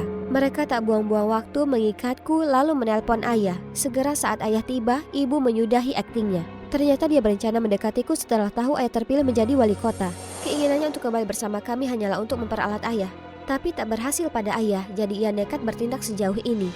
Tanda tangan di sini dan putri kita akan selamat. Banyak orang akan bangkrut jika itu kutanda tangani. Jangan pernah mengira kau bisa membodohiku. Kau tak peduli dengan putrimu? Atau kau masih mengadakan para polisi tak berguna itu? Nyonya, Anda meremehkan para penegak hukum kami. Itu Troy dan Kiera, diikuti oleh para polisi yang menyamar datang dari segala penjuru. Ternyata Kiera sebenarnya mendengar panggilan telepon yang dilakukan Alfa ke kaki tangannya. Dia lalu memberitahu Troy dan meminta ibunya untuk menyelidiki Alfa. Kebetulan, polisi juga sudah mengincar Alfa karena dia terlibat dalam penipuan yang membuat para penyewa terlilit hutang besar. Dia berkolusi dengan mantan wali kota dan sekarang ingin melanjutkan penipuan itu dengan ayahku. Sebelum dia dibawa pergi, Alfa masih menangis dan memohon bantuanku. Aku tak lebih dari boneka bagimu dan sekarang kau membahas soal cinta ibu? Penipu sepertimu layak untuk dibawa ke meja hukum. Setelah penangkapan Alfa, aku menangis. Dia ibuku. Itu satu-satunya kebenaran dari semua kebohongan itu. Ayah memelukku dan mengucapkan maaf atas segalanya. Ini semua salahku. Dengan bodohnya aku jatuh ke perangkapnya karena aku ingin seseorang merawat kita. Ayah minta maaf, Ladonna. Kau telah melalui banyak hal karena aku dan pekerjaanku. Tak apa ya, sekarang aku tahu betapa bermaknanya pekerjaanmu. Aku bangga menjadi putrimu. Dan kalian berdua, terima kasih. Kuputuskan untuk ikut kelas masak untuk mendukung ayahku dengan lebih baik. Dan jamuan makan ini adalah hasil kerja kerasku. Tapi bahkan sebelum ayah sempat duduk, panggilan darurat datang. Dia merasa bersalah, tapi dengan lega kukatakan, "Baik ayah, akan kusimpankan untukmu." Aku agak kecewa, tapi toh ini pekerjaannya, dan jika itu tak bisa diubah, kenapa tak belajar menikmatinya? Beberapa saat kemudian, para kudanil lapar ini sudah datang. Tapi hey, baru saja muncul di pikiranku, bagaimana kalau ibu Troy? Ibunya juga lajang dan akan terlihat serasi dengan ayahmu ya kan? Tidak aku sudah sadar ayah sudah punya kecintaan dalam hidupnya, melayani masyarakat. Ayah sangat senang dengan pilihannya, jadi akan kubiarkan dia untuk saat ini. Itu benar, lagi pula kita tak bisa jadi keluarga. Paling tidak, belum. Hai guys, namaku Lia. Tipe cewek kutu buku dan penggemar berat es. Aktor paling berbakat, brilian, dan hebat yang pernah ada. Namun sebagai pusat perhatian, aku mengubah diriku menjadi Aubrey Fern, bintang glamor dari film terkeren saat ini. Follow me crush dengan es yang asli. Bagaimana mungkin? Iya, aku sangat beruntung. Hari itu, aku sedang berjalan dari kampus saat tiba-tiba aku merasa seseorang mengikutiku. Pria misterius ini pasti merencanakan sesuatu yang tak baik. Jadi aku mengubah ruteku melewati gang bau ini berusaha lolos darinya. Tapi dia tetap gigih dan mengejarku. Kalau begitu, kau memilih kematian. Saat dia hanya berjarak 3 meter, ku ambil keranjang sampah dan melemparnya di kepalanya. Mengambil tongkat golf di dekat situ dan mulai memukul tanpa henti. Dasar kau bajingan, kau macam-macam dengan cewek lugu tak berdaya yang salah. Stop, siapa yang kau bilang bajingan? Aku ini manajer artis, aku dari Moon Entertainment. Tunggu, Moon Entertainment? Seperti label manajemen milik S? Lalu kenapa kau tak bilang? Ternyata namanya Grayson. Dan dia tak di sini untuk suara malaikatku atau gerakan tariku yang karismatik. Tapi coba tebak. Karena wajahku. Pria ini pasti komedian. Beberapa hari yang lalu kau memakai filter kembaran selebriti di TikTok dan hasilnya adalah Aubrey Verne, artis yang ada dalam manajemen kami, betul? Ya. Sebenarnya Moon Entertainment yang membuat filter itu. Kami mencari seseorang yang mirip Aubrey untuk menggantikannya. Oke, aku pasti memukul kepalanya terlalu keras. Sebaiknya aku segera menyingkir darinya, tapi dia langsung menangkapku dan segera memindahkanku ke kantor pusat perusahaan. Bahkan CEO-nya sendiri datang untuk menyambutku. Mereka benar-benar serius soal aku menggantikan Aubrey. Seluruh identitasnya. Rupanya aktris itu menganggap dunia hiburan terlalu membuat stres dan memutuskan berhenti. Tapi dia adalah salah satu wajah utama perusahaan, jadi mereka tak bisa membiarkannya menghilang begitu saja. Entah dari mana, pintu terbuka dan masuklah Ace. Dia langsung menuju ke arahku, sangat perhatian, lalu dengan lembut mengusap hidungku hingga kering dengan lengan bajunya sendiri. Jadi, ini yang akan ku pacari? Aku tak sabar untuk itu. Apa? Pacaran? Itu benar, Lia. Aku sudah memberi pernyataan kalau S dan Aubrey pacaran. Orang-orang akan heboh. Sebagai Aubrey yang baru, kamu akan mendapat kesempatan langka untuk menjadi pacar S. Tentu saja hanya berpura-pura. Tapi sepertinya dia tertarik denganmu. Aku rasa aku baru saja mendapat jackpot. Ini dia Aubrey 2.0. Hari berikutnya, aku datang di salon kecantikan terkemuka untuk mendapat makeover artis. Mulai dari kilau rambutku hingga ukuran pori-poriku, semuanya harus tanpa celah. Dan kalian tak akan percaya berapa banyak baju desainer dan perhiasan yang boleh ku coba. Aku terlihat seperti $1 juta. S akan kaget saat berikutnya bertemu denganku. Kau mungkin terlihat seperti Aubrey, tapi kepribadianmu perlu dilatih. Astaga, siapa yang meludahi kopimu pagi ini? Sebaiknya kau berbenah, karena aku akan pindah ke rumahmu. Apa? Tak mau. Kau dan mulut berbisamu harus 3 meter jauhnya dariku. Atau aku panggil keamanan. Coba tebak Nona Diva. Tersebut dalam kontrak kalau manajermu alias aku harus mengawasimu sepanjang waktu, supaya kau tak membocorkan apapun yang jadi rahasia. Kau menggertak. Oh ya? Aku menatap kontrak itu, terlalu kaget untuk bicara. Kenapa ku tanda tangani tanpa membaca terlebih dahulu? Pria itu mimpi buruk. Dia bahkan pura-pura jadi siswa pertukaran pelajar Italia dan mengikutiku masuk kelas. Anehnya, semua cewek-cewek di kampus memuji aksen palsunya. Sei un porco. Aku tak tahu mana yang lebih menyedihkan, aksen Italianya atau kalian yang sungguh terpesona akan itu. Cewek ini tak bisa menerima candaan. Kalian tak boleh menyentuh wajahku. Kontrakku menyebut itu bernilai. Sebelum aku sempat berkata lagi, Grayson menyeretku pergi seperti boneka kain. Terlepas dari hal itu, hidup sebagai Aubrey itu luar biasa. Aku bisa muncul di banyak sekali sampul majalah, menghadiri banyak acara eksklusif, dan membintangi komedi romantis yang paling ditunggu tahun ini. Dan kalian tahu apa bagian terbaiknya? Ada S tepat berada di sisiku. Bayangkan menjadi sedekat ini dengan idolamu setiap hari. Kau bisa benar-benar jatuh hati padanya. Tapi jangan khawatir, orang-orang masih akan mengira kau cantik selama kau tahu bagaimana berpose di depan kamera. Suatu kali ku dengar S mengatakan bahwa tipe idealnya adalah gadis dengan kulit yang sehat dan terkena sinar matahari. Jadi ku pikir aku harus mencoba tanning. Tapi ketika aku sampai di lokasi syuting hari berikutnya, semua orang tertawa padaku, mengatakan aku terlihat seperti cumi setengah kering. Ini sangat memalukan. Pasti Grayson senang sekali mengolokku. Tapi sebaliknya dia bergegas meletakkan jaketnya di atas kepalaku untuk menutupiku. Kenapa kau berusaha keras demi si narsis itu? Kau tampak konyol. Kurasa dia tampak imut, hanya perlu sedikit blending. Itu S, dia membelaku. Wajahnya yang tampan tiba-tiba jadi sangat dekat denganku. Mau pergi kencan denganku malam ini? Ya, 1.000.000 kali ya. Aku segera pulang setelah kerja, menghapus lotion tanning bodoh itu, lalu bersiap secepat kilat. Kita bertemu di restoran Privat Inn lantai 32 dari sebuah gedung mewah. Dan di sanalah S, bintang yang bersinar paling terang di antara lampu kota menungguku. Dia bersikap sangat lembut dan manis. Kami bersenang-senang. Matanya yang indah menatapku seolah hendak mengatakan sesuatu. Sesuatu yang manis, aku bisa merasakannya. Saat kilauan datang entah dari mana menyilaukan kami. Paparazzi?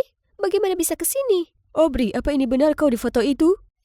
Bagaimana rasanya diselingkuhi? Mereka membicarakan apa? Kemudian ada tangan kuat yang tiba-tiba mencengkeram pinggangku dan menarikku keluar dari kerumunan ramai. Itu Grayson. Aku tak pernah merasa sebahagia ini melihat wajah pemarahnya. Kami masuk ke dalam van dan Grayson menunjukkan kami artikel diriku yang mencium pria asing di sebuah resor pantai. Apa? Ini pasti editan, kita harus meluruskan ini. Tak mendengarkan kata-kataku. Wajahnya berkedut-kedut karena marah. Apa kau tahu bagaimana ini bisa mempengaruhi karirku? Aku diselingkuhi? Itu menyedihkan sekali. Minggir, aku harus keluar. Aku tak bisa bersamamu sekarang. Dia membanting pintu, lalu bergegas pergi. Aku tak bisa berkata-kata. Aku tak pernah melihat sisi menakutkan dan kejam darinya sebelumnya. Jangan pedulikan dia terkadang bisa jadi sangat menyebalkan. Akan kubelikan kau es krim lalu kita pulang, oke? Kata-kata Grayson menghiburku. Jujur, aku tersentuh dengan cowok jenis bertangan dingin tapi berhati baik ini. Grayson berusaha keras melindungiku dari reaksi publik, tapi percuma. Karena Moon Entertainment membiarkan rumor palsu itu menyebar seperti api liar. Sekarang Aubrey alias aku jadi omongan jelek di mana-mana. Wanita nakal, murahan, beberapa bahkan mengatakan aku ini noda dalam karir S. Cukup sudah, aku tak bisa lakukan ini lagi. Aku masuk ke ruang kerja CEO, bersiap untuk menyampaikan pendapatku, tapi dia malah bersantai dengan S. Lihat, tepat orang yang sedang kucari. Aku hendak membuat pengumuman kalau Aubrey bukanlah orang yang ada di foto itu. Dan kau dan S masih saling mencintai. Tidak, terima kasih. Aku kesini untuk berhenti. Tekanan ini terlalu berat. Sekarang tenang dulu. Mungkin perjalanan menyenangkan ke kota cinta akan membuatmu tenang, ya kan, S? Tentu saja biarkan staf memperbaikinya sementara kita beristirahat dan mungkin untuk saling mengenal lebih dekat. Ayo, kuantar kau pulang.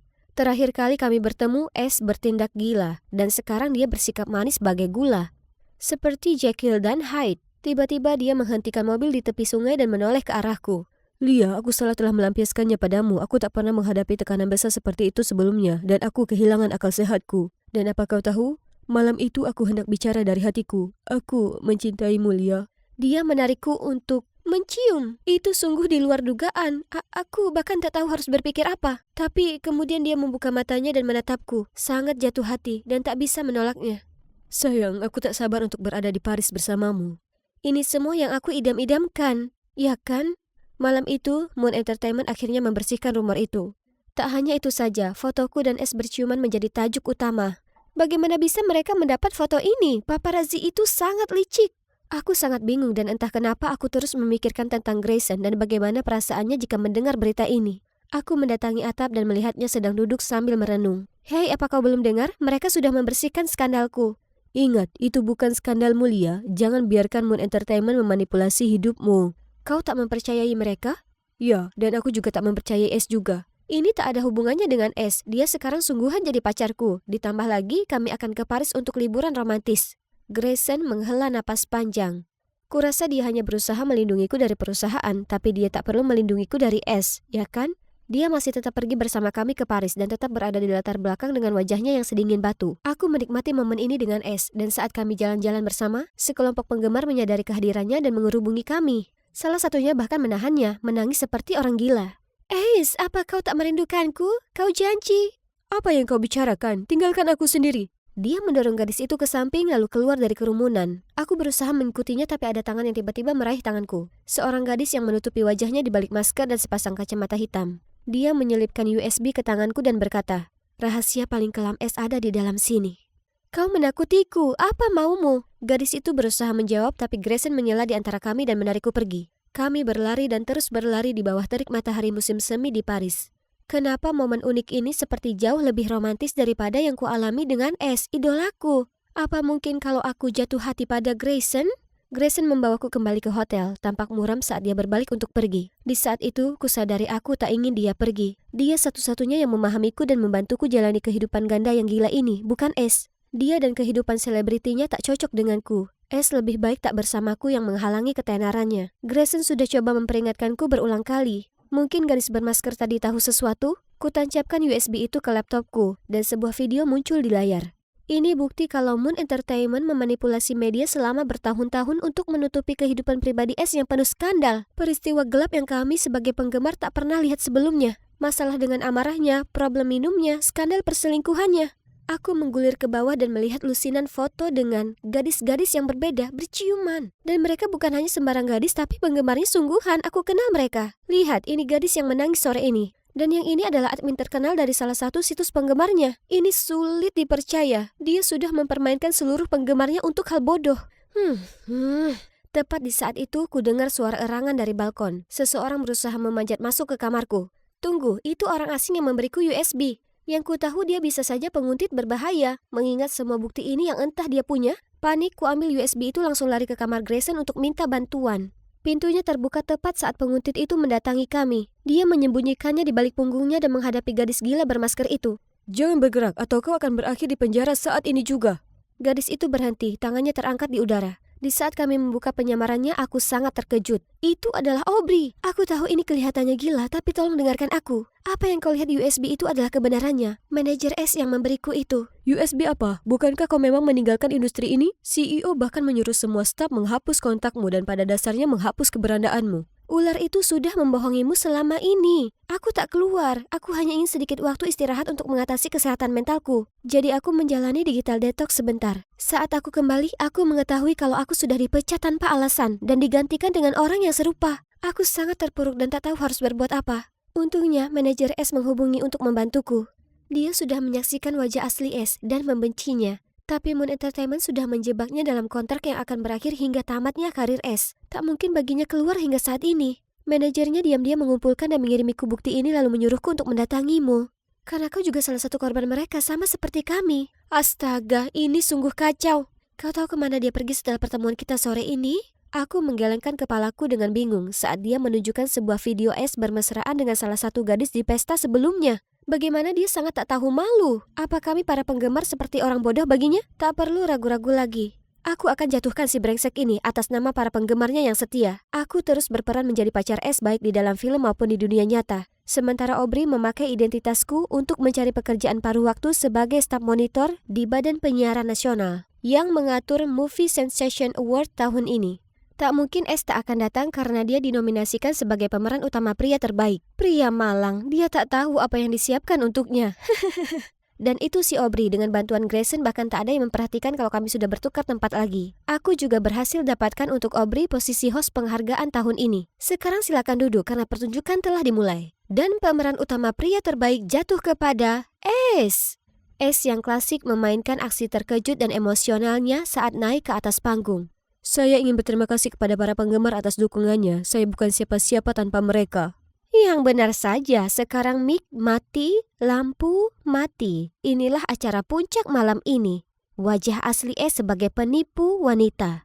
Semua orang terkesiap dan mulai berbisik-bisik. Kusorotkan lampu ke arah penonton dan seorang gadis berdiri. Aku salah satu gadis di foto itu. Dia bilang ke semua gadis kalau dia dan Aubrey hanya berakting untuk publisitas. Jadi kami mau berkencan dengannya diam-diam. Aku pernah jadi fotografernya dan dia berteriak-teriak padaku 20 menit karena aku tak mendapatkan sudut yang bagus. Aku seorang bartender di bar yang sering dikunjunginya, di mana dia sering mabuk, memukul gadis, dan mulai berkelahi dengan orang asing setiap hari. Para penonton mulai mencemooh dan melempari S. Hal terbaiknya adalah seluruh peristiwa ini disiarkan secara langsung ke seluruh dunia. Dapat dikatakan bahwa tak akan ada lagi yang akan tertipu oleh si brengsek ini, yang artinya pekerjaanku di sini selesai. Aku keluar dan melihat paparazzi dan para penggemar mengurumuni Aubrey. Ia menanganinya dengan anggun dan terlihat mudah. Pusat perhatian bukan untukku dan itu tidak masalah. Aku senang bisa kembali jadi gadis normal yang tak perlu peduli dengan opini publik. Bagian terbaiknya aku bisa kencan dengan pacar manajer idolaku di sebelah sana. Aku punya ide makan malam rumahan lezat untuk merayakan rencana kami yang sukses. Dan juga 1 bulan hari jadi kami. Bagaimana menurut kalian?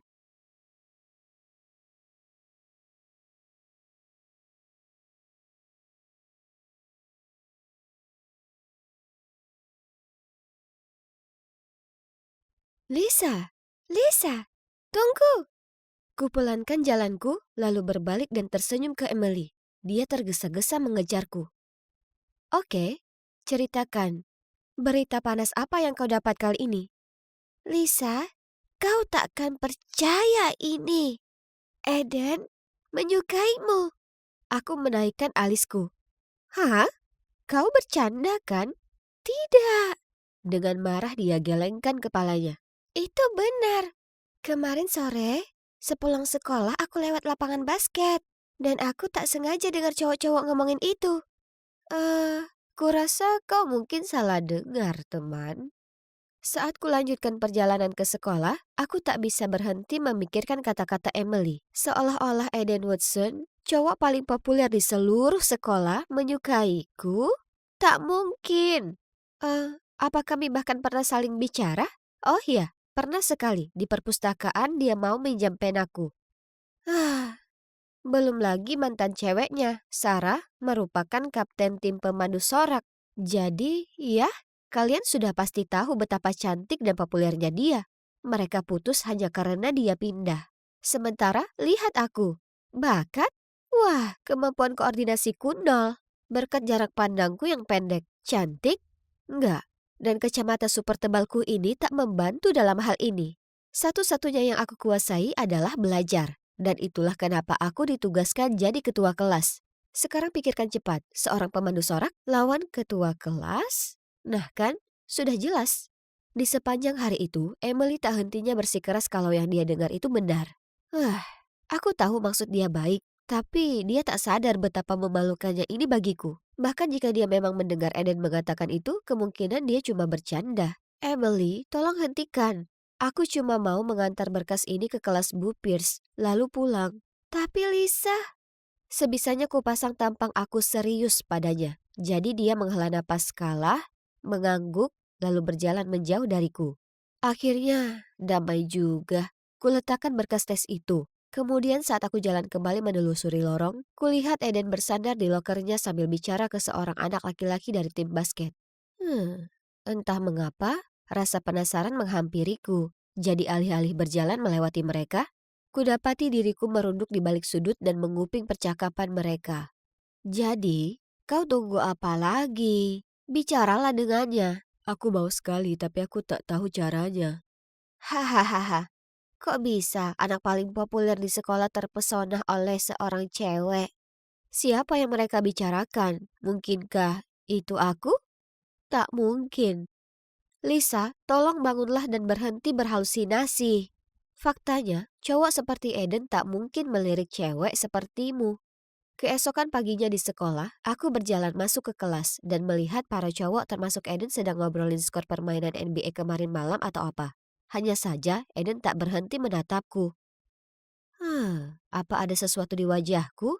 Mataku berpapasan dengannya dan kemudian dia langsung berpaling dan melanjutkan percakapan dengan teman-temannya seolah tak terjadi apa-apa. Hah? Apa maksudnya itu?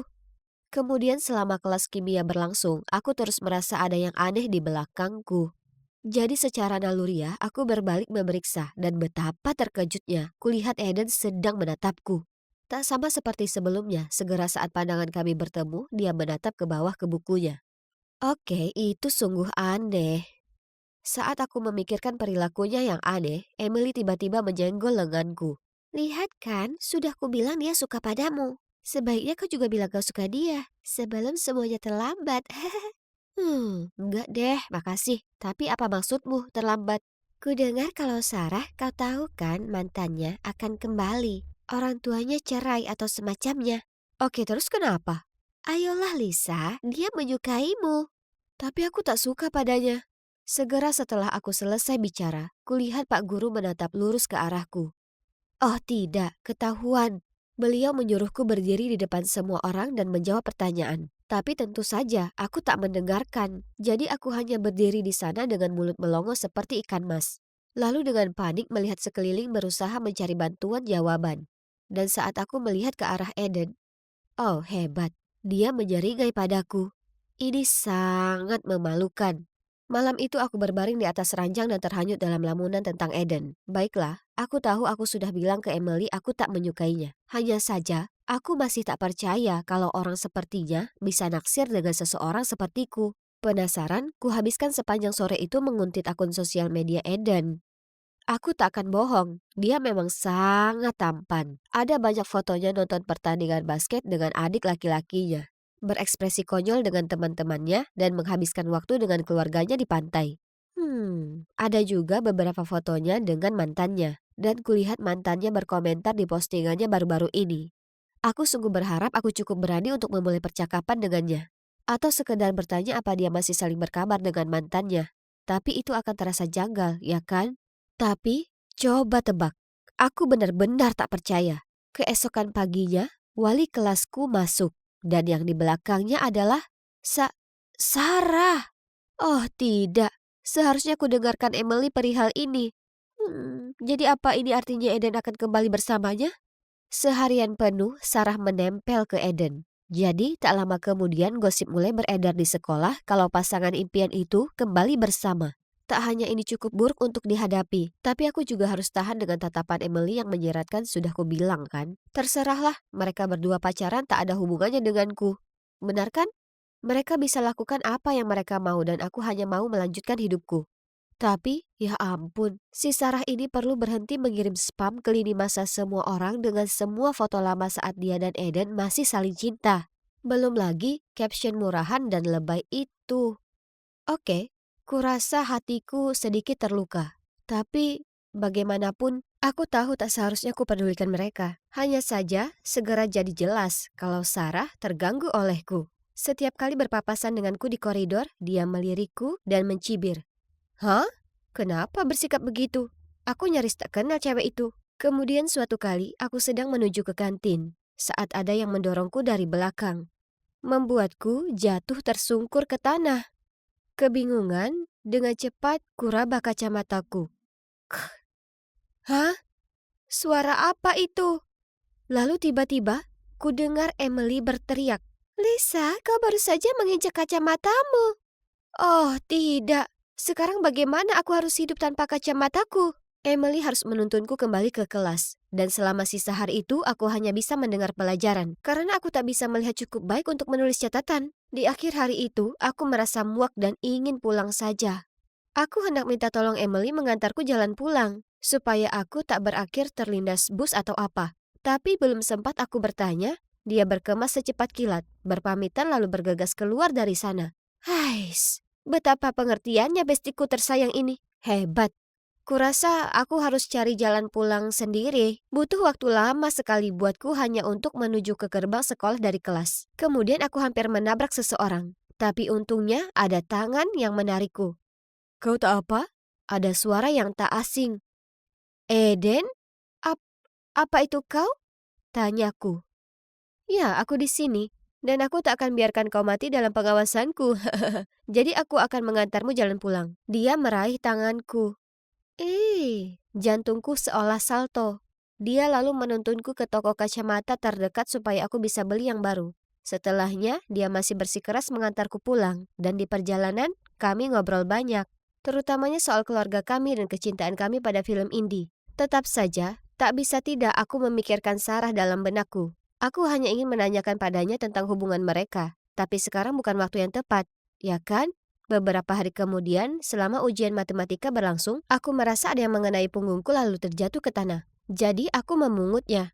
Tapi sebelum dapat kulihat itu apa, Pak Guru datang mendekat, mengambil dan membukanya. Ternyata, itu jawaban ujian. Oh tidak, aku berusaha membela diri. Tapi beliau bilang aku akan dihukum dan tak boleh ikut ujian lagi. Apa? Aku tak boleh dapat F untuk ujian matematikaku. Itu akan merusak transkrip nilai dan riwayat aplikasi kuliahku. Aku menangis kepadanya kalau ini tak adil. Saat tiba-tiba, Eden berdiri dan berkata, "Pak, itu lembar saya, bukan Lisa." Jadi, kami berdua akhirnya dikeluarkan dari ujian. Karena guru itu beranggapan karena saat ku ambil catatan itu, aku tetap saja sama bersalahnya. Aku tak mengira hari ini bisa makin buruk. Oh, aku sangat keliru. Selama jam istirahat, aku sedang menata bukuku di loker ketika Sarah mendatangiku. Hei, beraninya kamu biarkan Eden disalahkan akibat tindakanmu. Sebagai ketua kelas, kamu harusnya malu akan dirimu sendiri. Apa yang kau bicarakan? Keseharianmu yang polos itu mungkin bisa membodohi Eden, tapi kau tak bisa membodohiku. Tunggu dan lihat saja, karena aku masih punya rencana yang lebih besar untukmu. Lebih besar? Rencana lain apa yang kau punya? Hah? Apa aku melewatkan sesuatu? Maksudku, berhentilah mengacaukan semua yang terjadi antara Eden dan aku. Kalau tidak, lain kali aku tak akan diam saja. Ini soal apa? Kenapa Sarah menyalahkanku? Ya ampun, semua situasi ini tak masuk akal. Sepulang sekolah, Eden dan aku harus tinggal kelas selama 1 jam sebagai hukuman. Untungnya wali kelas kami tahu kalau tak satu pun dari kami berniat curang, karena kami berdua selalu jadi siswa teladan. Jadi, hukuman tadi hanyalah sebuah peringatan. Kemudian di perjalanan kami menuju kelas, aku bertanya padanya, "Aku tahu lembaran itu bukan milikmu, jadi kenapa kau menolongku?" Itu, ehm, aku tahu itu juga bukan milikmu. Kulihat Sarah melemparkannya ke arahmu. Sarah? Ya, dia juga dalang yang membuat kacamatamu pecah. Dia mendorongku? Tapi kenapa? Itu, itu aku. Aku minta maaf. Dia lakukan itu karena dia tahu aku menyukaimu. Apa?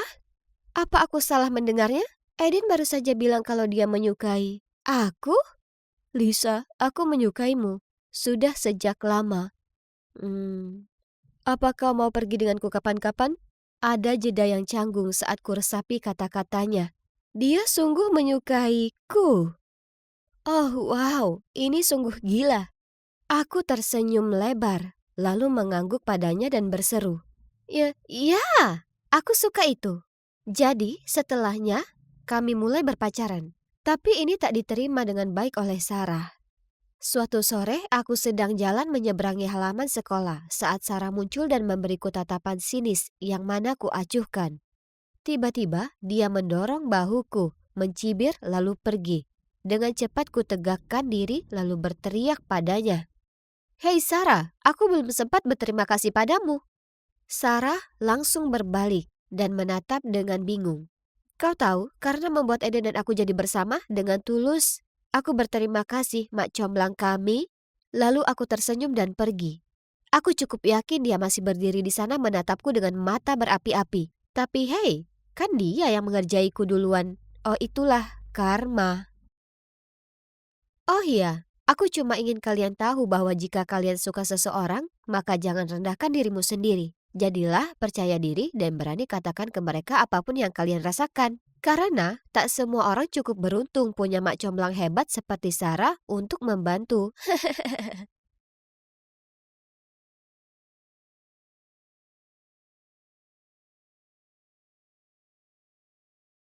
Emma, gurumu bodoh buah, menelpon lagi. Katanya nilaimu mengerikan dan kau tidak memperhatikan di kelas. Kenapa kau tak bisa seperti kakakmu? Tidak dengan ceramah ini lagi. Selalu seperti ini sejak aku mulai SD. Di mata ibu, hanya kakak perempuanku Eva yang mewarisi kepandaian ayah kami. Sementara aku cuma anggota keluarga yang tak berakal. Seolah begitu. Dia cuma pandai baca buku-buku yang tak berguna. Pasti dia tak tahu apapun yang sifatnya teknis. Seperti cara kerja perusahaan Ethernet ayah dan semacamnya. Tapi terserahlah, aku tak peduli. Aku kenyang. Ujarku sambil bangkit lalu menuju ke markas kecilku. Garasi. Aku sibuk mengerjakan proyek pribadiku. Jadi aku tak punya waktu untuk peduli siapa anak favorit ibu. Oh, kalian pasti bertanya apa yang sedang kukerjakan. Nah, alat ini memancarkan wifi. Terdengar familiar ya kan? Tapi alatku ini bisa memancarkan ke seluruh penjuru kota. Tidak hanya itu, koneksinya jauh lebih kuat dan stabil daripada yang orang gunakan di rumah. Dan lebih nyaman tanpa semua kabel dan lainnya. Tanpa diragukan lagi ini karyaku yang paling membanggakan. Dan sungguh suatu kebetulan kalau beberapa hari sebelumnya di sekolah Bu Dobo mengumumkan bahwa untuk pertama kalinya sekolah mengadakan lomba penemuan. Umumnya, aku selalu melewatkan acara sekolah, tapi kali ini berbeda. Kontes ini bisa jadi menyenangkan, ya kan?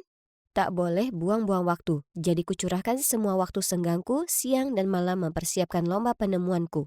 Dan kalian tak akan percaya apa yang terjadi. Aku menang juara pertama. Dan tak hanya itu saja, salah satu jurinya, Pak Robert, sangat tertarik dengan penemuanku sampai-sampai ia menawarkan untuk berinvestasi untuk itu. Awalnya, aku agak takut dan ragu untuk menyetujui. Maksudku, aku kan masih SMA, tapi ini merupakan kesempatan seumur hidup. Jadi bagaimana bisa aku menolaknya? Jadi setelahnya, Pak Robert memilah-milah pabrik manufaktur dan ruang kantor untukku di tengah kota. Ini keren, tapi aku lebih memilih bekerja di garasiku. Lebih nyaman seperti mengingat aku masih sekolah dan lainnya. Ku tingkatkan alatku dan meluncurkannya ke publik. Dan kalian tahu apa? Itu sukses besar. Kurang lebih semua orang di kota mengganti peralatan wifi mereka yang lama dan lamban lalu mengakses punyaku. Kemudian suatu hari, aku mendapat telepon dari saluran berita lokal untuk mewawancaraiku dan keluargaku di rumah. Oh ya Tuhan, yes. Oh, hanya ada satu hambatan. Aku belum cerita ke keluargaku soal ini karena, aku tak tahu. Mungkin karena aku tahu tak mungkin mereka percaya padaku. Seperti waktu ku dapat nilai A untuk ujian fisikaku, dan ibu langsung bertanya apa aku mencontek. Tapi, ya terserah. Ini jauh lebih besar daripada itu. Jadi cepat-cepat ku berlari ke bawah ke ruang tamu dan dengan bersemangat cerita ke keluargaku bahwa penemuan yang bermanfaat bagi kota adalah karyaku. Tapi ibu dan Eva tertawa terbahak-bahak. Jadi kau memberitahu kalau wifi ini yang tersiar ke seluruh penjuru kota adalah penemuanmu? Ya bu, itu karyaku. Lalu ibu dan Eva tertawa bahkan lebih keras. Sayang, sudah cukup buruk kau ini gagal di sekolah. Tolong jangan mulai berbohong. Lupakan saja. Kenapa repot-repot ku coba? Kemudian, pagi berikutnya, saat bel pintu berbunyi, ibu membukanya dan melihat seorang reporter dan kamerawan. Ia tak percaya yang dilihatnya. Ibu dan Eva bertukar pandangan panik, lalu bergegas ke atas untuk bersiap. Itu lucu sekali. Histeria terus berlanjut ketika mereka mewawancarai orang tuaku. Kusaksikan ayahku yang gugup dan berkeringat berdiri di sana canggung bagai patung. Sementara ibuku mulai membual tentangku seperti, segera setelah Emma lahir, aku tahu dia itu jenius seperti ayahnya. Aku selalu mendukungnya untuk mengejar mimpinya. Ya ampun, piala Oscar jatuh kepada ibuku. Aku tak tahu ia bisa berakting sebaik itu. Jujur saja, sejauh yang bisa kuingat, ibu tak pernah mengatakan hal baik apapun tentangku, sekalipun. Tapi sekarang setelah ia tahu aku otak di balik wifi kota, dia mungkin akan memperlakukanku dengan berbeda, ya kan? Salah. Kemudian suatu malam aku turun ke bawah mengambil segelas susu dan tak sengaja dengar ibu dan ayah ngobrol di ruang keluarga. Emma itu anak egois. Seberapa buruk ini akan mempengaruhi usahamu? Kenyataannya, perusahaan sedang mengalami masa sulit. Tapi jangan khawatir, kami akan berusaha sebisa mungkin. Hah? Apa yang sudah kulakukan? Dan apa yang salah dengan perusahaan ayah? Ku coba menguping lebih lama, tapi tiba-tiba ku dengar ayahku berdiri dari sofa. Jadi dengan cepat aku lari naik ke kamarku. Hari berikutnya, ayah lupa membawa makan siangnya ke kantor. Jadi ibu menyuruhku membawakannya. Tapi saat aku sampai ke lantai 4, perusahaannya ternyata lenggang. Hah? Kemana semua orang? Apa semuanya sedang libur atau bagaimana? Tapi itu tak mungkin kan?